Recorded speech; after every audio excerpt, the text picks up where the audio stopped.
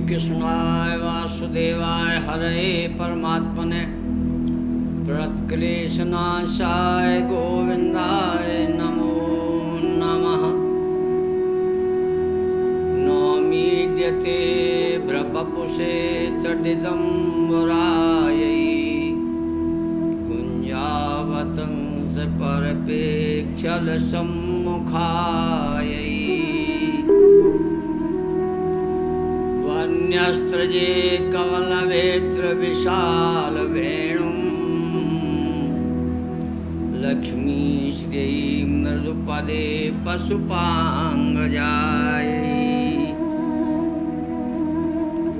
कृष्णं वंदे जगद्गुरुं। जगत का नाथ जगन्नाथ भगवान कृष्ण है। भाई बहन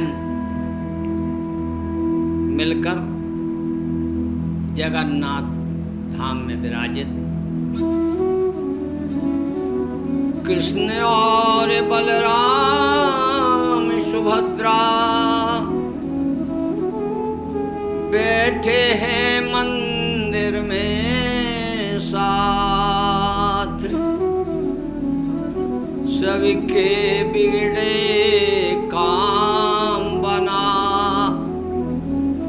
देते इनके अनदेखे हाथ।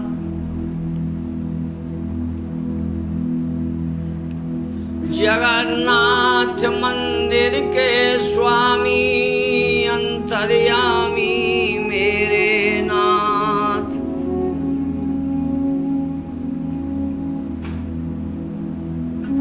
आज जन्माष्टमी है।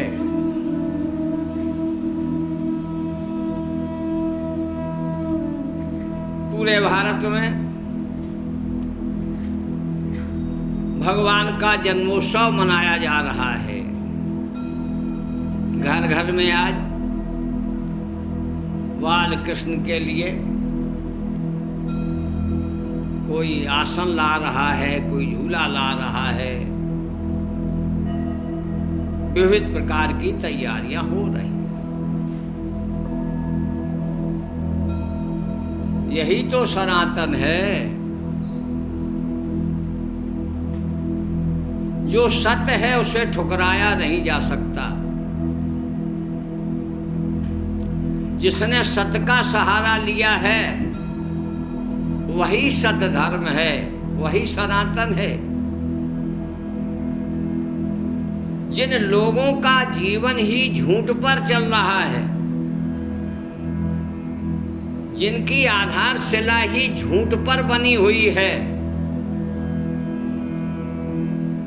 ऐसे अधर्मी लोग सनातन को नहीं समझते। जिसके अंदर देवत्व है, जिसका आधार सत्य है, जिसका धर्म सत्य है, वही सनातन को पहचान पाएगा। जिनका ना आचरण अच्छा है, ना आदतें अच्छी हैं, और ऐसे लोग सनातन की बात करें तो ऐसे समझो कि गधों के मुख से कभी वेद नहीं पढ़े जाते।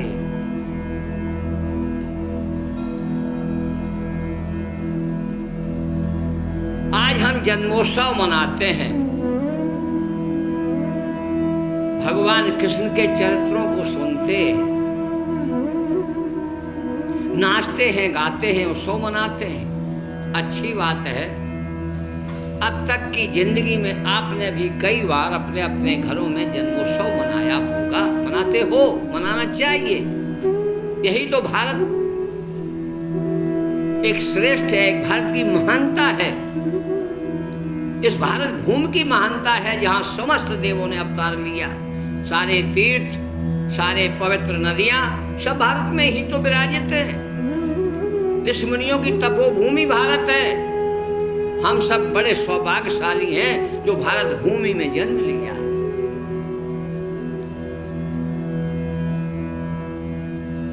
आज हमें भी जन्मोत्सव मनाना चाहिए, लेकिन जीवन भर मनाते रहे, जन्मोत्सव का आनंद नहीं आया।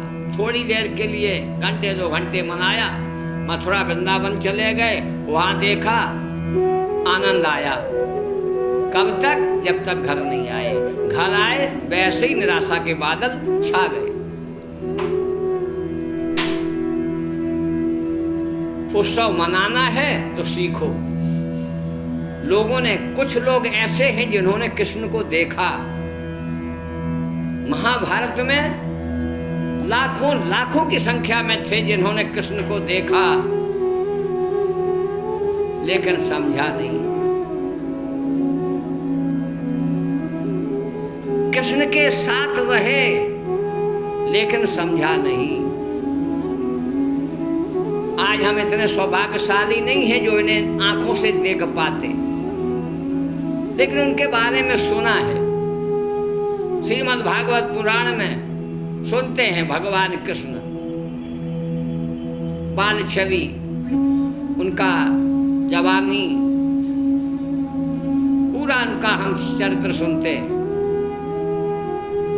गोपियों के साथ कैसे रास रचाते हैं, ग्वालों के साथ कैसे रहते हैं, गायों को चराते हैं, सारे कार्य जैसे आप करते हो वैसे ही उन्होंने किए। ये मुक्त आत्माएं हैं। मात्र पृथ्वी पर जब पाप का भार बढ़ता है तो ये आत्माएं अवतरित होती हैं और पृथ्वी का भार उतारती हैं और फिर अपने धाम में चली जाती हैं।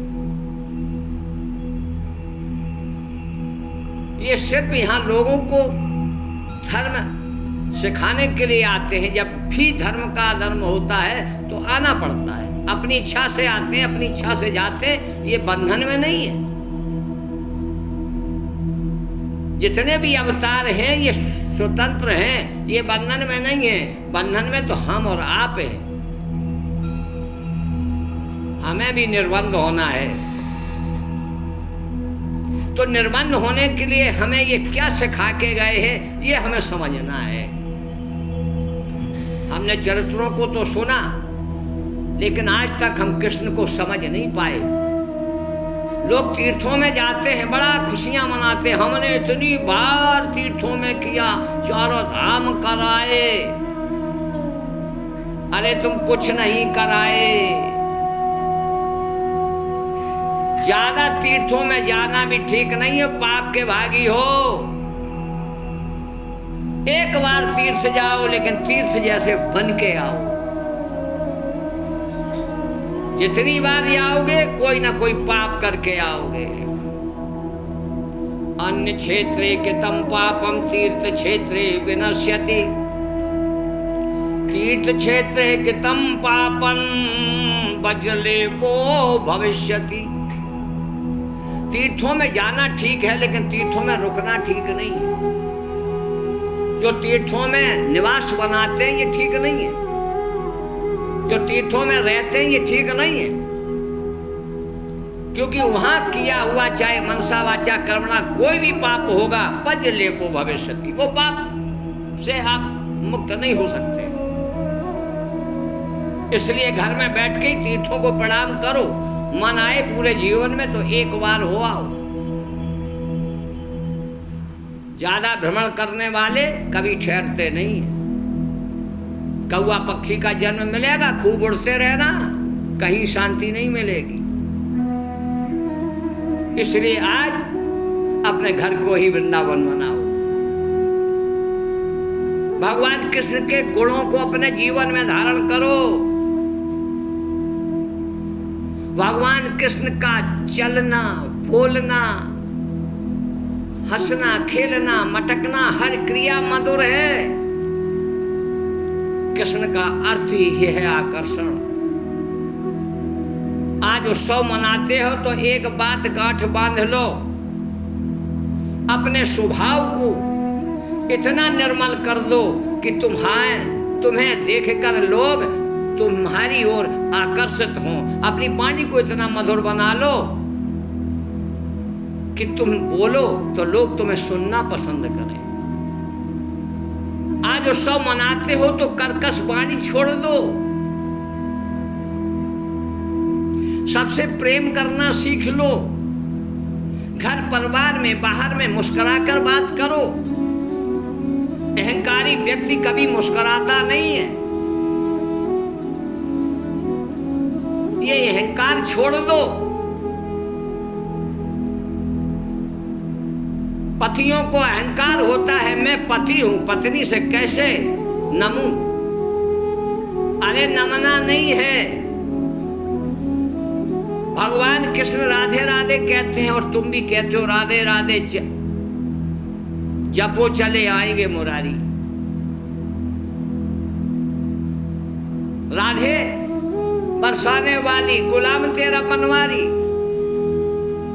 इसको गुलामियत नहीं कहते।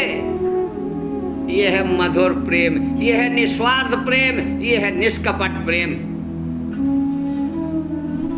बच्चों से मुस्कुराओ, माता पिता से मुस्कुराओ, अपने घर परिवार को ही वृंदावन बनाओ।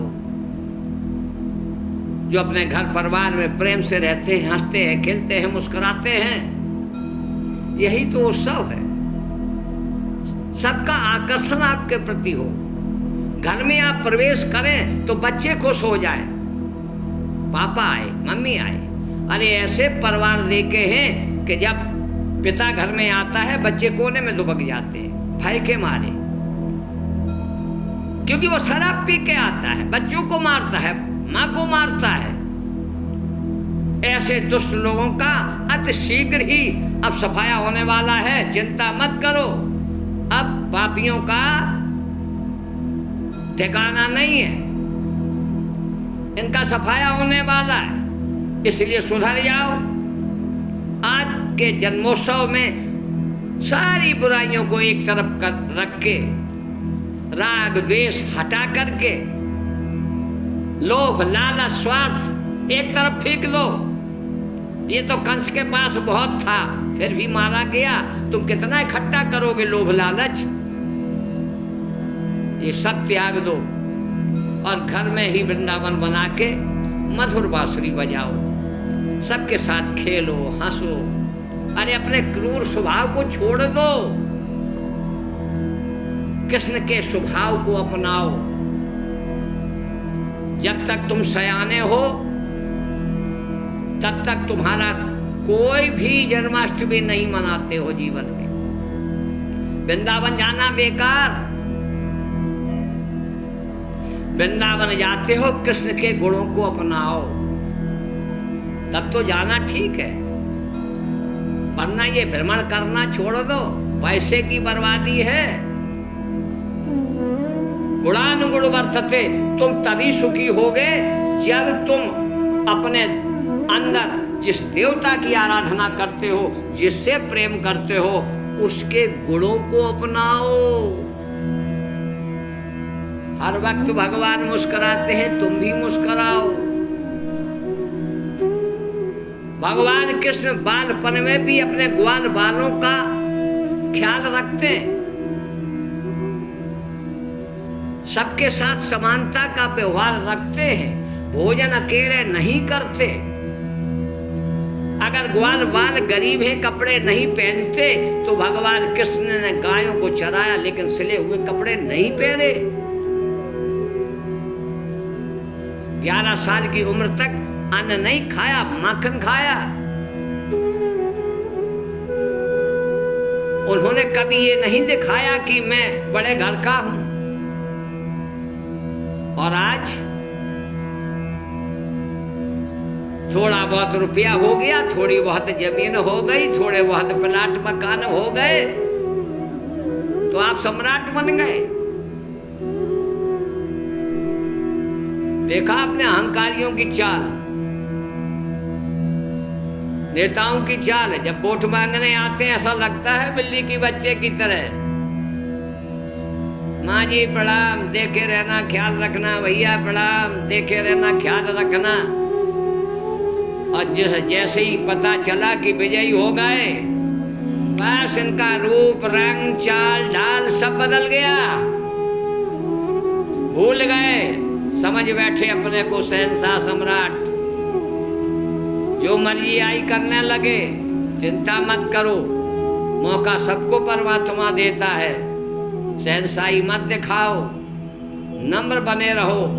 जितने महान बनो उतने ही नम्र हो जाओ। जो नम्र होता है वही महान होता है, और जो अकड़ के चलता है वो सठ है, सठ।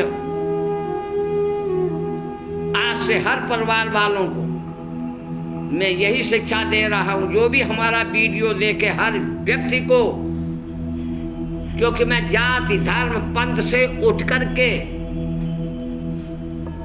आपको समझाना चाहते हैं। कृष्ण को तुम देख नहीं पाओगे,